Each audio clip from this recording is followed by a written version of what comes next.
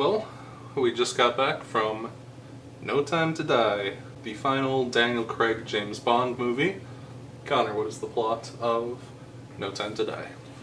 No Time to Die is the 28th official James Bond film. It's 25. 25th official James Bond film. 28th Bond film. And 5th film in the Daniel Craig series. It is a send-off to Daniel Craig as James Bond.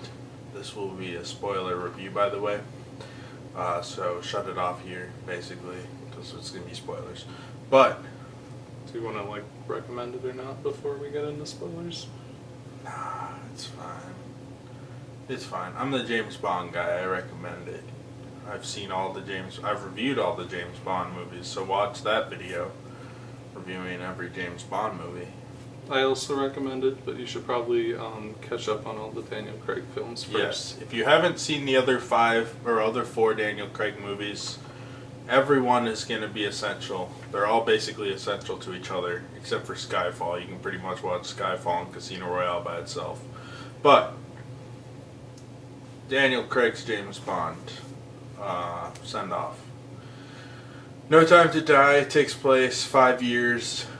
Starts 5 years ago. James Bond is dating Madeline at that time, and he wants to let go of the past, so he tries to visit the grave of Vesper, but it was sabotaged by Spectre, who is being controlled by Blofeld from prison in England. Meanwhile, there's a threat that is befalling both Spectre and James and MI6, which is the evil botanist played by Rami Malek. And the evil botanist wants to kill everybody with his biological weapon. Meanwhile, it turns out James Bond had a kid with Madeline, and they're kidnapped by the botanist. And James Bond must team up with the new 007, who's basically a better version of Halle Berry's character from Die Another Day. Woman James Bond, but not a horrible piece of shit character like Halle Berry's in Die Another Day.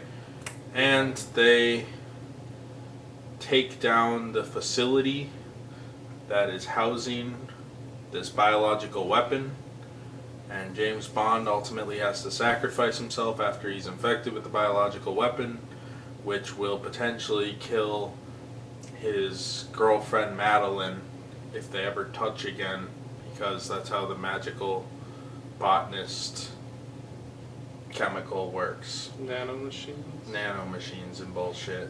So Aiden, what did you think of No Time to Die? Well, I'm a little mixed. I think I'll be a lot less positive than I think you will be. I do like it. I will say that. It is a good movie. It is a little bit meta for my tastes. And I have a couple other issues, but it is a very conclusive movie, which is something that James Bond has literally never done before. It wraps up literally every plot line, basically. Literally in the series. Every major character, except for Madeline and James Bond and Madeline's kid, is dead at the end of this, basically. Not the side characters, they're all Major. status quo.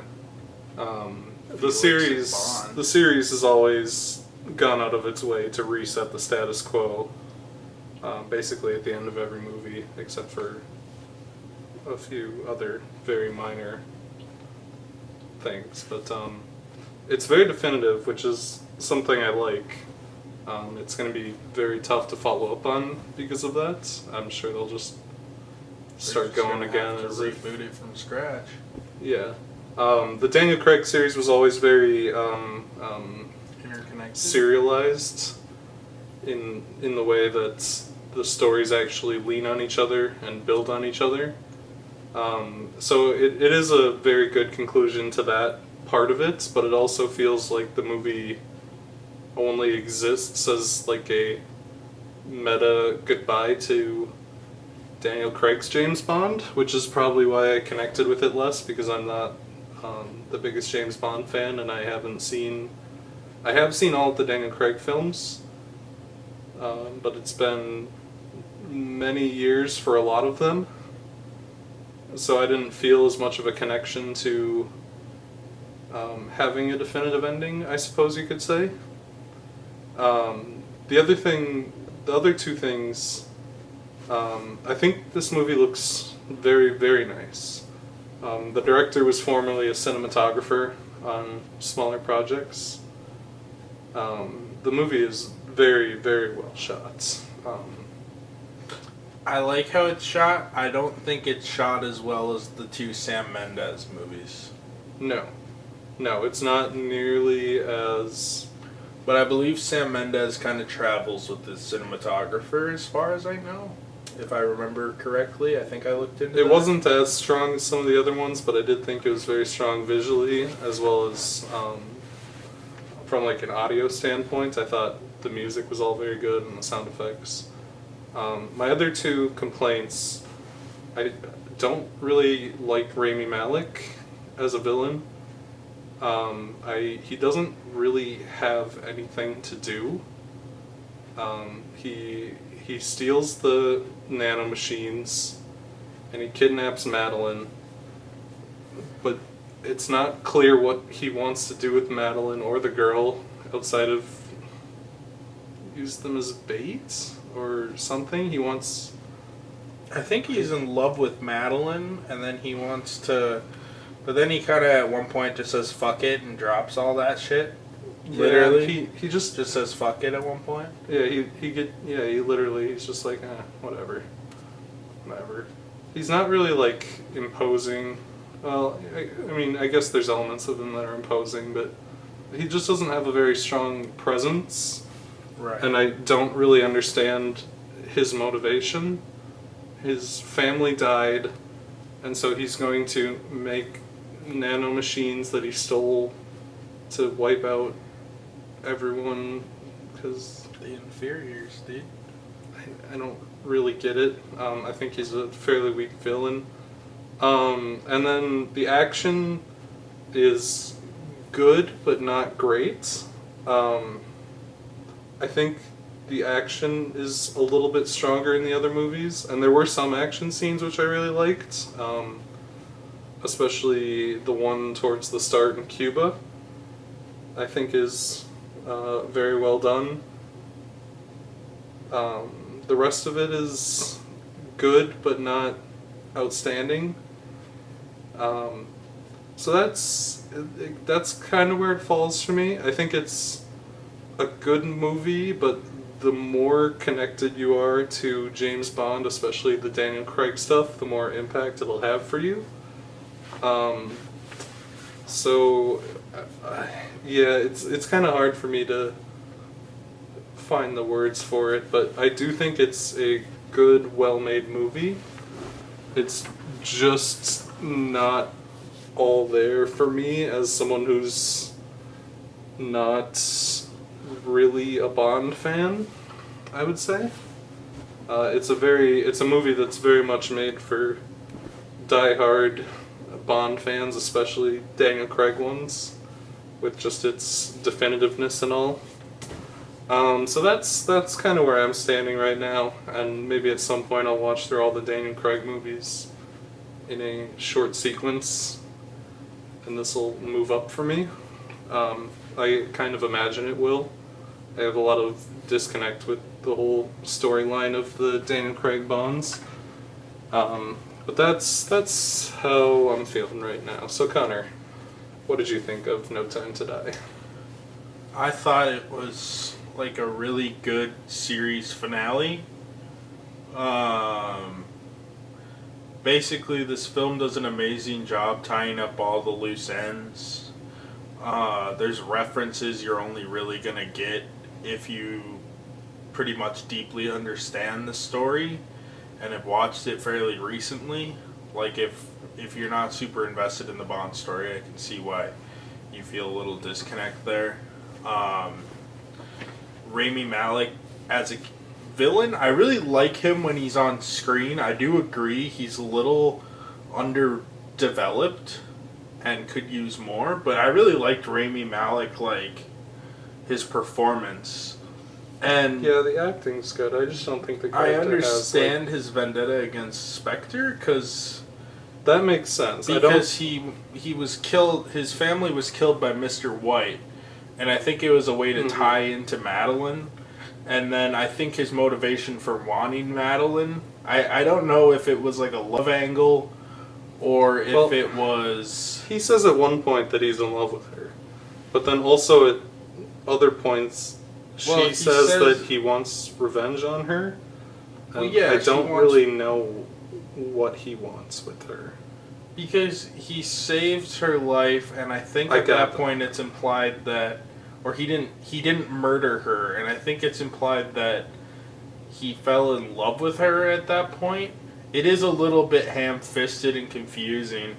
I also think he wasn't the best established because he wasn't really a factor in the film actively until an hour in. Yeah. An hour and a half in, I think, is when he appears to Madeline. That's kind of another thing. And it's a long fucking movie. It's almost 3 hours. Yeah, it does... I think it's well paced, but it is a little bit long. It is well paced, and I mean it's tying up plot threads like Vesper, Mr. White, Madeline. Pretty much every through line in the Craig series gets pretty nicely tied up here. Kind of strange thing. What's that? Hold. See if you can find it. I'll keep going for a minute. I thought Daniel Craig as Bond, really put a lot into his performance. I like that he never had a chance to phone it in. These movies were separated by enough years, and I think Daniel Craig enjoyed doing them enough that every time he was on screen, he was a real good presence as Bond. Unlike somebody like Robert Downey Jr., who I could say by the end was definitely phoning in Iron Man. Yeah. I mean, he put a little more into Endgame, but like Infinity War, he was just garbage. So, for someone who's played the character for so long, I think he has a thorough through line. He seems invested enough in the character that as it goes on, you can see his arc kind of come to life on the screen through him, so I really enjoyed that. You know what else makes this villain feel kind of disjointed? What's that? The fact that the entire previous movie was about how Christoph Waltz secretly orchestrated everything and was the greatest ultra mastermind to ever exist, and he orchestrated literally everything in Bond's life ever. Yeah. And that's all retconned in, and in this movie, there's just another, even smarter, secreter, super... Not really. I don't think that's what the implication is. He just got the jump on Christoph Waltz.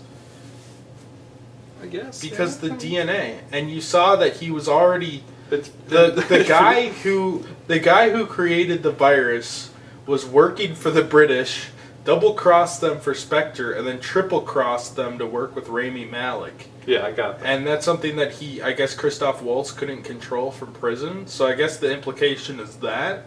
I think if Blofeld was out of prison, the idea would be that Blofeld would probably... It still feels a bit weird because all the movies converge in the previous one in kind of a retcon, and you have the ultimate villain, and then there's just another villain after. Like, Blofeld kind of feels like the end game for the Craig Bond, and then there's just another guy who manages to beat Bond. Because you're supposed to think like, oh, it's Blofeld again. Because if you that. watch all the movies, like Blofeld's always just the ultimate guy, and in this movie, he just simply got fucked over.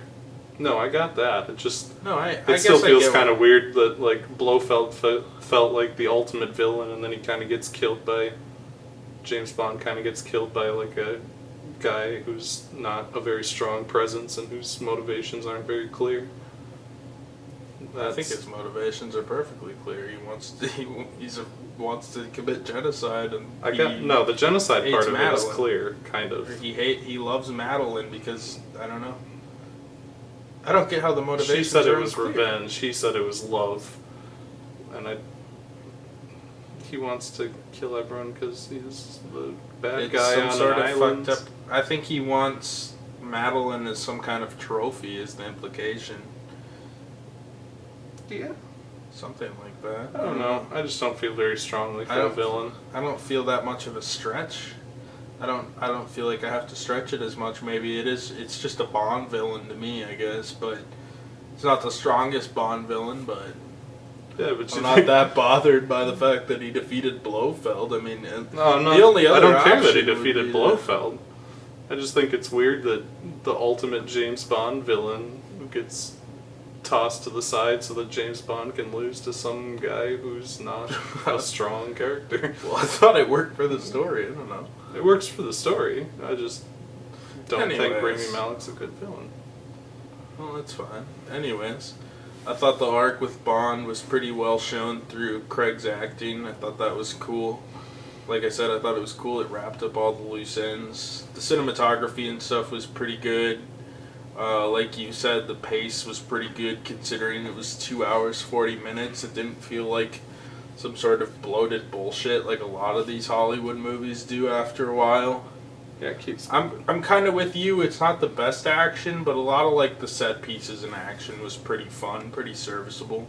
I liked the staircase fight quite a bit too, as well as the fight in Cuba. That was good as well. I thought it was a really good send off to like Felix, which I didn't expect Felix to die in it. That was a pretty cool moment. The Bond as well. So I thought there was a lot of really good send-offs in the film. I thought it wrapped up all the plot lines nicely. And it's pretty rare you have a film series that's so concise, that fits together so well, and is so integral to the other films. I mean, you don't have a lot of... It's an incredibly rare thing, especially considering, you know, most franchises either live, if they live this long, generally become a contrived mess. If you look at, I would say, the two most closely related recent examples, you got Logan in X-Men, who survived like 3 soft reboots of that franchise.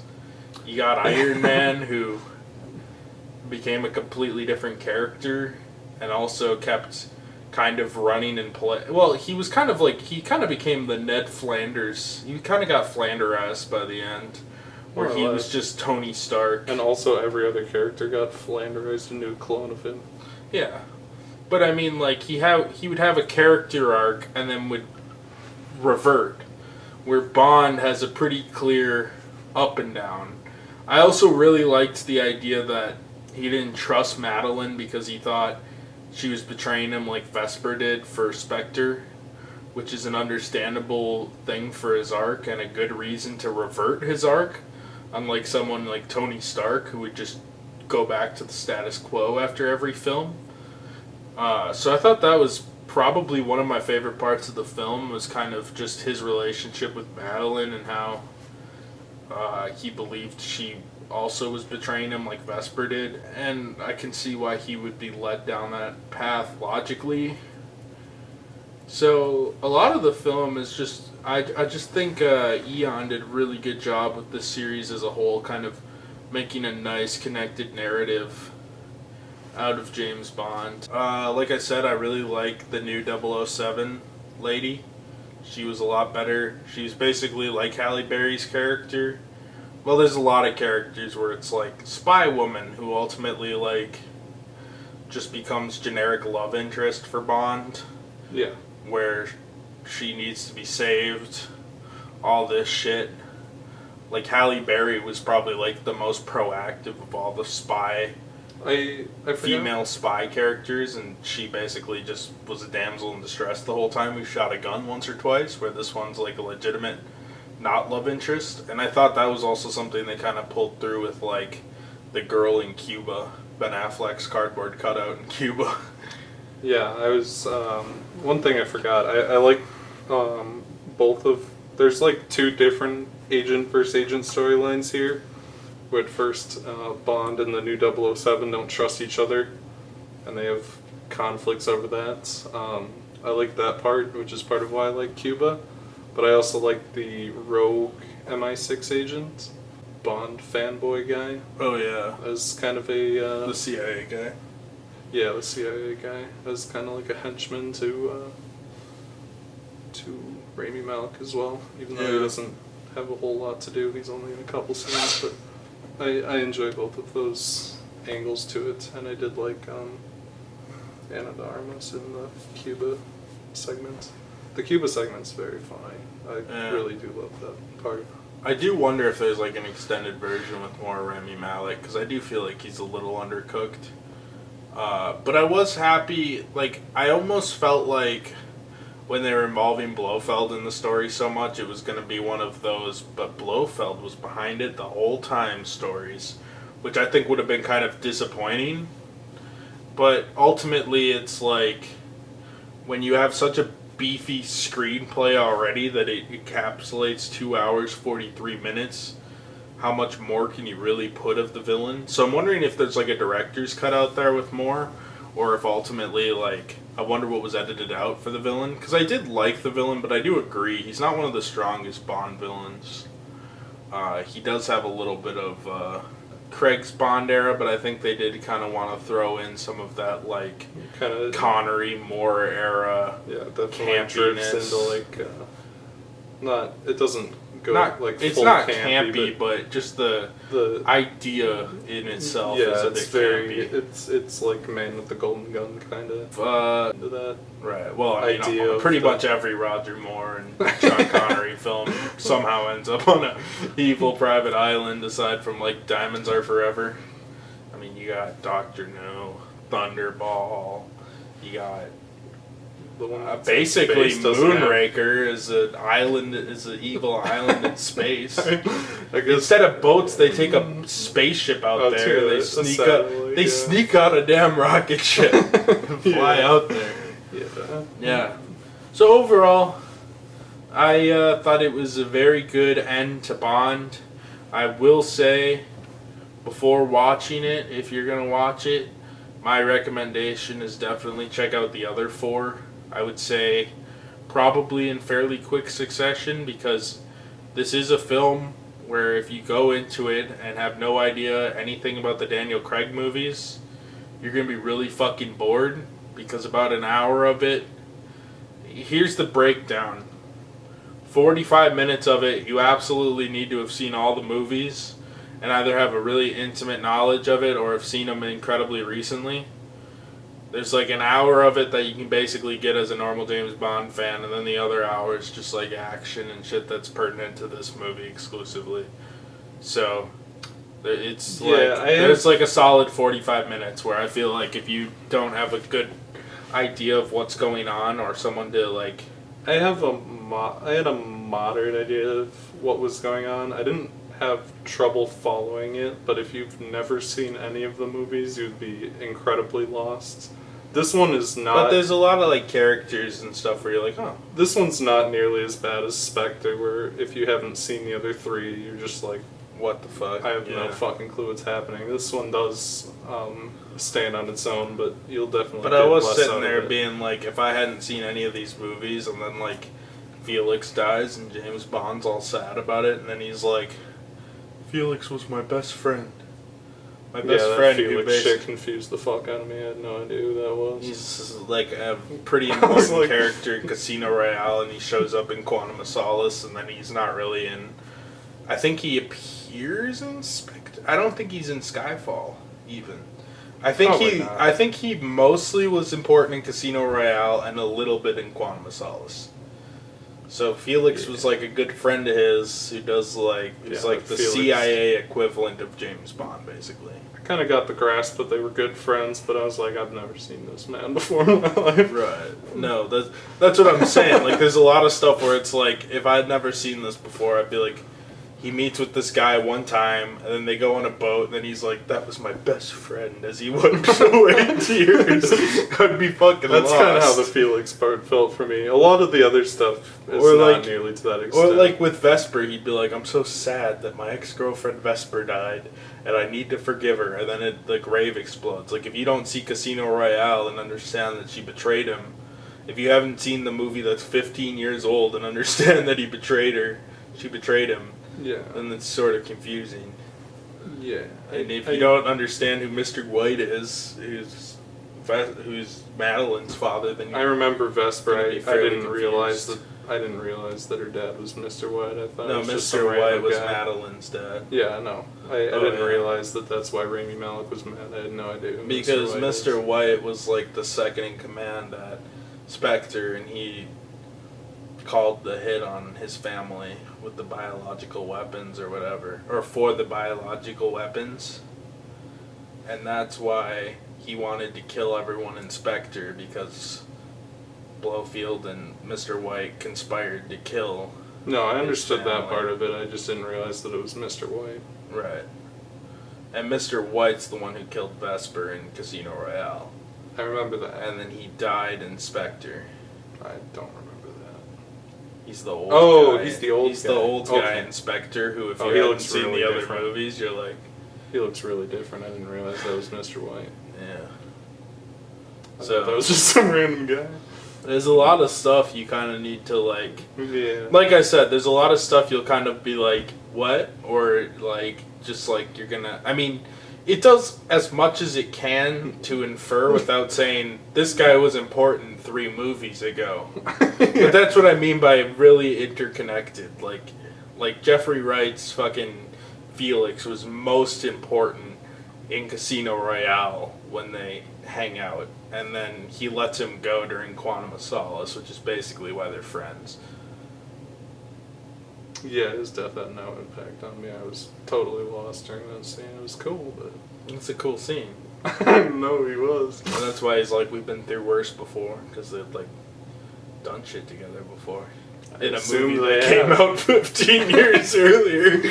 I assumed they had. I didn't know if it was off screen or if it was in the movies. I didn't It would remember. kind of be like, an Iron Man 1 if Jon Favreau was there for like the same amount of time as Jon Favreau's in Iron Man 1, and then he never appeared in another movie. And then in in Endgame, he Avengers saved Endgame, the he day. dies.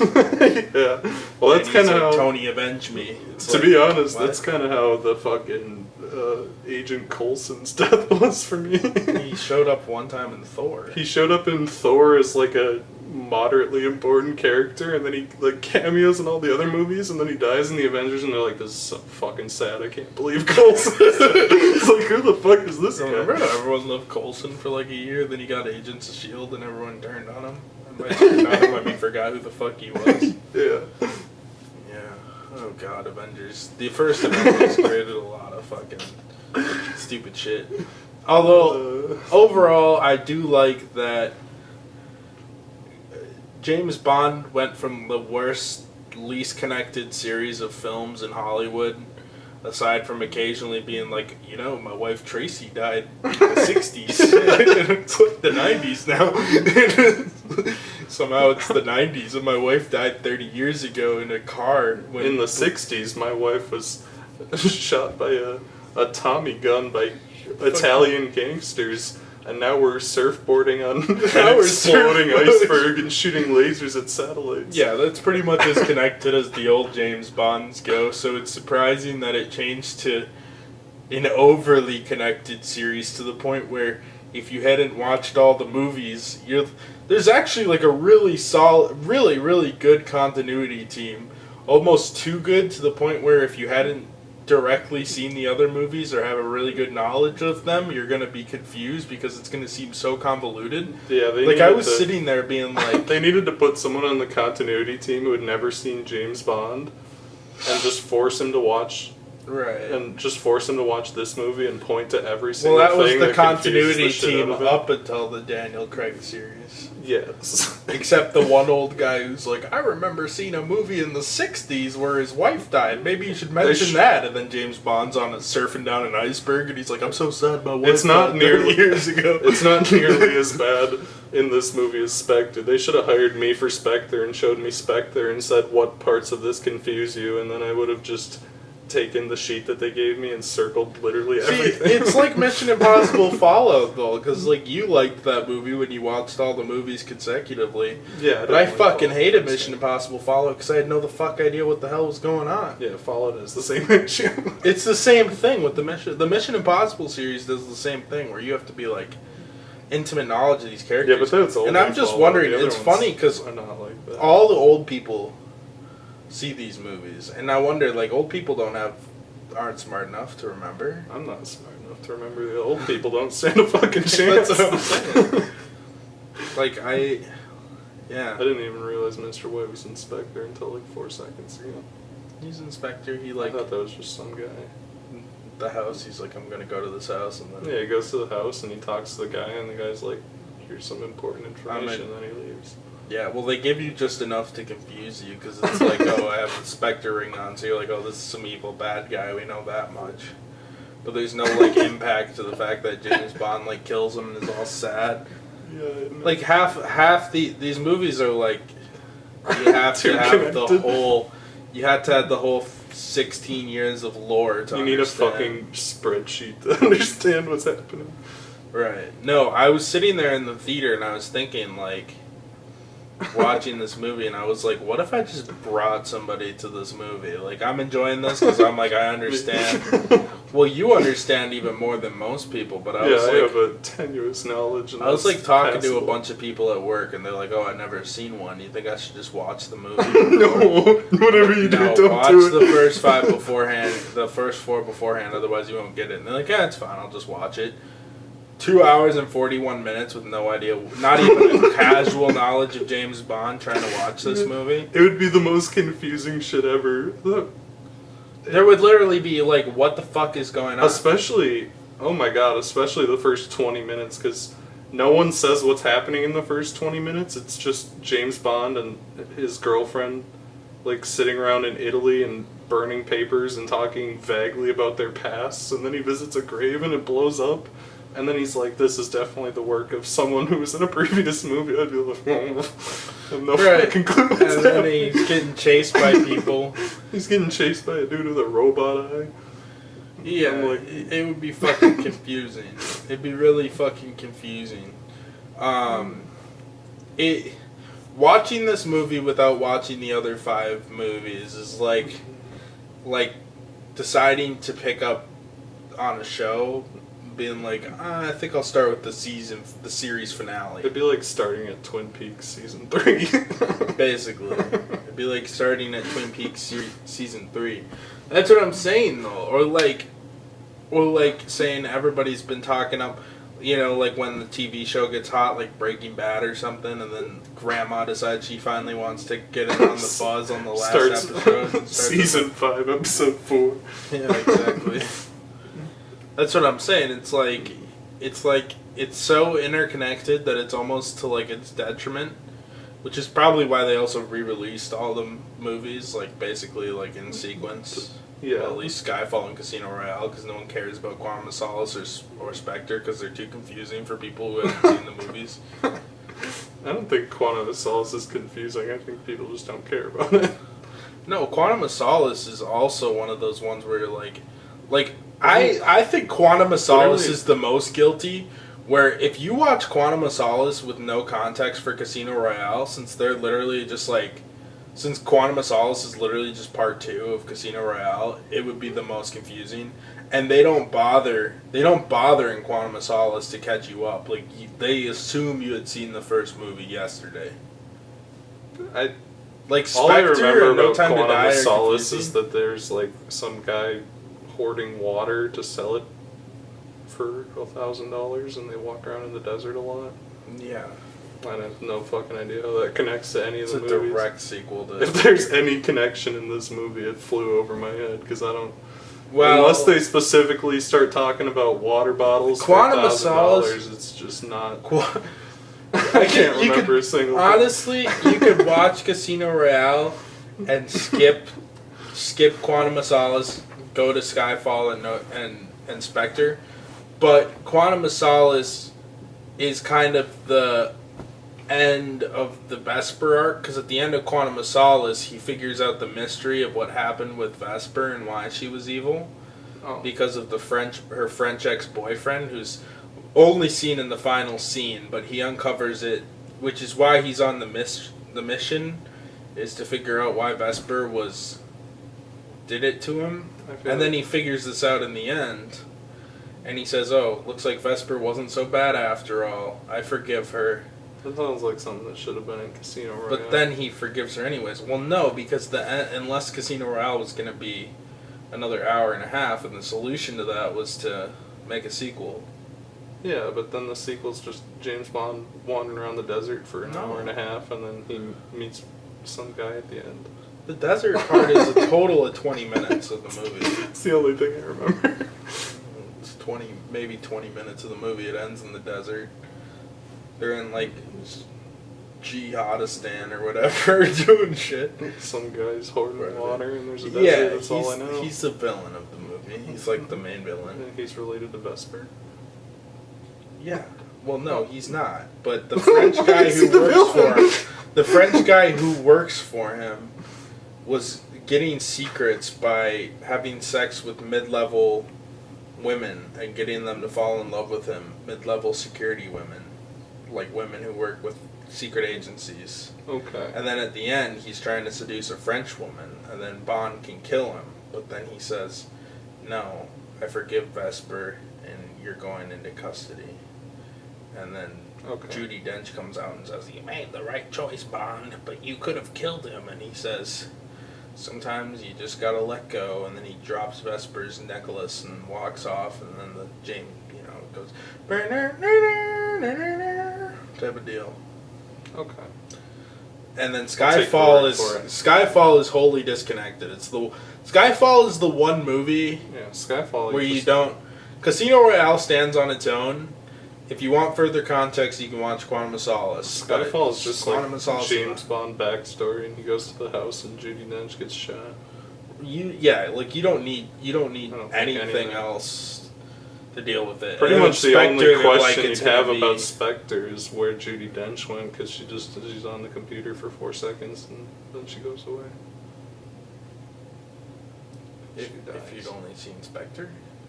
No, if you skipped Skyfall, you'd be confused about where Judi Dench went, I guess. Yeah. But I think they pretty explicitly say that she got fucking shot in the head and died. Croaked. Yeah, that's pretty much she the got only sent lore to the cat's world. That's the only lore that gets set up there. Anyways, Aiden, would you recommend No Time to Die? Yes, I would. It is good. I will eventually rewatch it with the other Craig Bond films. You should definitely watch the Craig Bond films before you even think of watching this. It is still good. It's not my favorite, but it is very solid. And before we go, I have one last question for you. Oh, before you pass it to me? You just recommended it, and then we got tangented. Well, you didn't ask if I recommended it. Oh, did you recommend it? I recommend it, but watch the other Daniel Craig Bond films first. Okay. Where do you want Bonds to go next? It's a good question. What did they do? We had the serious character arc. Is it time for more Brosnan Kino? I don't know if Brosnan's the direction. I wish it would go Brosnan. See, what worries me is they're gonna go dumbed down franchise after this, where they're gonna start popping out a Bond film like every 2 years again, like they did the Deep Story arc, and they're gonna go back to every film is its own thing, so we can just make one every 2 years because who gives a shit. And then you'll just get they definitely some garbage ass movies. They can't do the serialization because they said they're starting to look for the new Bond next year. So presumably within I guess probably by 2026 we're gonna have a new Bond film at the latest. That's pretty generous estimate. I'd say this film came out 6 years after the last one, but that's because of COVID partially and the fact that they were crafting the narrative for a while. But here's another factor we didn't look into though. who owns James Bond now? The movie rights. MGM, which is owned by Amazon. So we're gonna get a Bond film streaming every 2 weeks, or we're gonna get like a prime TV series or something based on all these characters. Well, they can't go this serious again. They probably won't do serialization again for a while. You can't go back to the last two the first two Brosnan films. They kind of pretended to play straight, but then they definitely can't go full Brosnan. What do you even do? Because like you have an I don't know for where Bond, to go. This so is the only option is you can retread the arc horrifically again. conclusive. I feel like you almost have to just start going like bi-yearly action set piece franchise series. Yeah, that's where I think it. Yeah. That unless they want to take like a 10-year break, wait for someone to come up with a legitimate idea worth doing, and then start pursuing that with a new actor. But that's not what they're going to be able to do. Where do you think Amazon's going to be like, what's MGM's big earner? James Bond. That would be like buying Marvel and not doing a goddamn Spider-Man film. Where do you think they're going to aim tonally? I'm kind of expecting John Wick. That's a possibility. They're going to try to make John Wick. I was kind of considering the supervillain at the end James of each Bond might get kind of like shoved into being a Mission Impossible type thing, where that'd it's be kind of cool with me. Kind of like shoves into the serious-ish but fun, but also stupid, but also kind of fun. Yeah. Yeah. If we just got bi-yearly Ghost Protocols starring Daniel Craig, I'd be fine with it. Or not Daniel Craig, but James Bond. James Bond. Yeah. Yeah, it's interesting to think this is going to be a tough one to follow. Yeah. It's a very tough one to follow. I'm excited to see what happens, but it almost feels like after a 16-year run, give it 5 or 6 years before doing another one, but Amazon owns half the rights. Eon also owns partial rights, but I'm sure Amazon's going to be... Eon's just going to go with whatever Amazon says. Right. To an extent, I mean. They're pretty protective of their IP, but yeah. I'm sure it's going to be a interesting ride. But I kind of think it's going to go like into that pseudo John Wick genre, if I'm going to be honest with you. Where it's going to be like gunplay, action, stunt pieces. Wouldn't be surprised. Because even this one kind of started to lean into the John Wick action in a couple areas. Yeah, I can see that a little bit. I mean, it's not the first Bond that came out post John Wick, but I mean, the production on these films are incredibly long. This is the first one that fully came out. Yeah, post John Wick that was fully developed. The gunfight stuff definitely had the same kind of flow, flow of action. Middle wide shot with the fucking quick type of thing. Yeah. Because John Wick just reinvented action movies, apparently. Kind of like, it's interesting, Keanu Reeves is the action star that keeps paving new versions, because in the early 2000s he kind of created the genre of the Matrix style action movie. Yeah. And now the John Wick style is all the rage. Yeah. So that's interesting. It is. Anyways, watch my Bond retrospective video that has like 300 views. I reviewed every James Bond film in video essays format. It's got like 300 views and took me like 200 hours, so it'd be nice to get more views on that. And watch Aiden's Mission Impossible video, which is the same vein as my James Bond video essay one. Somewhat related to. And then eventually I'll make a concise video on this to continue my James Bond video essay series. Probably once it comes out on Blu-ray, so I can get footage for it and not have to just run trailer B-roll. So that was our review of James Bond. No Time to Die. 45 minutes. Long, like the movie. Yeah.